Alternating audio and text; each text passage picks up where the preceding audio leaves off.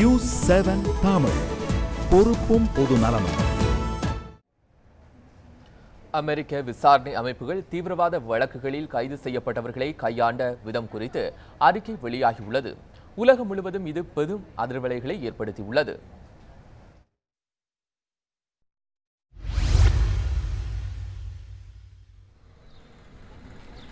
தீவிரவாதிகளுக்கு எதிராக அமெரிக்க அரசு மேற்கொண்ட நடவடிக்கைகளில் ஆப்பிரிக்கா, மத்திய கிழக்கு நாடுகள் மற்றும் கிழக்காசிய நாடுகளில் பலர் கைது செய்யப்பட்டு குவாண்டனாமோ சிறையில் அடைக்கப்பட்டனர்.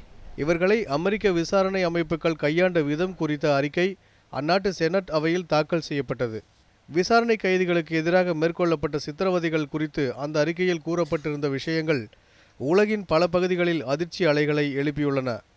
அறிக்கையில் கூறப்பட்டுள்ள தகவல்கள் தனக்கு அதிர்ச்சி அளிப்பதாக கூறுகிறார் ஆப்கானிஸ்தான் அதிபர் அஷ்ரப் கனி. CIA அளித்திருக்கும் இந்த அறிக்கை எனக்கு மிகவும் அதிர்ச்சி அளிக்கிறது.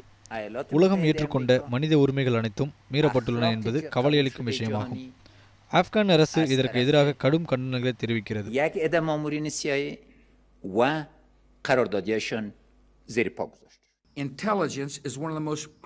அமெரிக்க முன்னாள் அதிபர் ஜார்ஜ் W. புஷ்ஷின் உத்தரவிற்கிணங்கவே அமெரிக்க விசாரணை அமைப்புகள் கைதிகளை இதுபோன்று கையாண்டதாகவும் தற்போதைய அதிபர் ஒபாமா பதவிக்கு வந்த பின்னர் இந்நடவடிக்கைகள் நிறுத்தப்பட்டதாகவும் கூறப்படுகிறது. இந்நிலையில் செனட் அவையில் தாக்கல் செய்யப்பட்ட இந்த அறிக்கை குறித்து அமெரிக்க அதிபர் ஒபாமா கருத்து தெரிவிக்கையில் இது போன்ற தவறுகள் மீண்டும் நடைபெறாது என்று தெரிவித்தார்.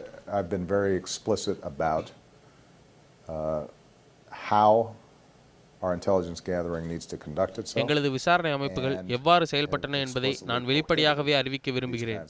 ஏற்கனவே நான் உத்தரவிட்டிருந்ததற்கு மாறாக இதுபோல் சித்திரவதை செய்தவர்கள் என்னுடைய உத்தரவை மாறியதாகவே நான் கருதுகிறேன்.